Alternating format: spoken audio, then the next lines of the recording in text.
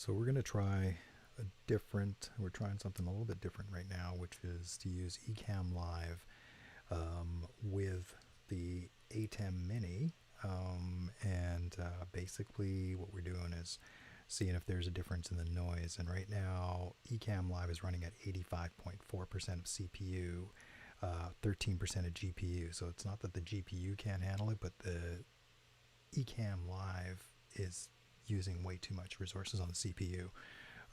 This is a problem typical with Macs, and so I am really leaning towards rebuilding an older Windows machine to handle streaming.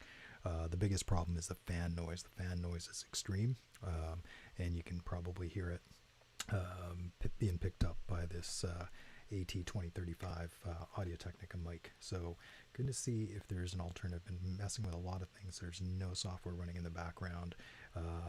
All processes are to a minimal. There's one open Chrome window or tab. Email is not running. There are a lot of things that have been shut down on this Mac, but they're not actually taking up resources.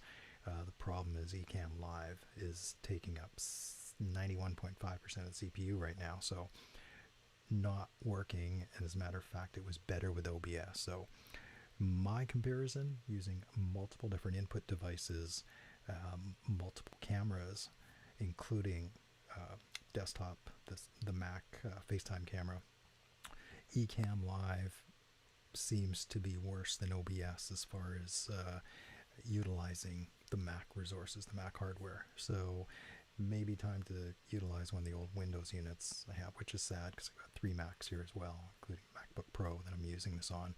The 2015 MacBook Pro seems to be the challenge here, and so we're going to have to see how this all plays out when we try it with the Windows machine. I think it'll be better. The other thing is that desktop unit will fit underneath this desk and out of the way, so you'll hear less ambient and less room noise or fan noise to start with.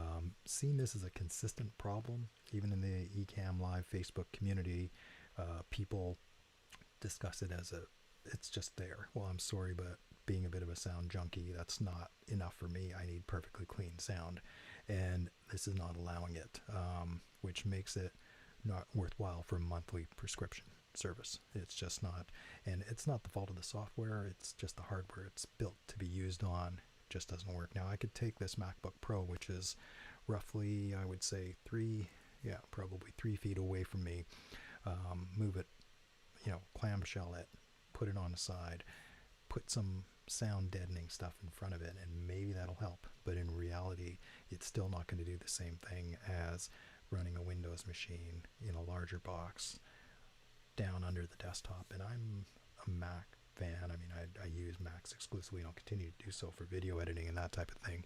But as far as using live streams via the Mac, I just can't recommend it. I would say to get a Windows machine and use that, or even an older one that you've rebuilt and changed, the video card, the graphics card, or GPU, and the chipset.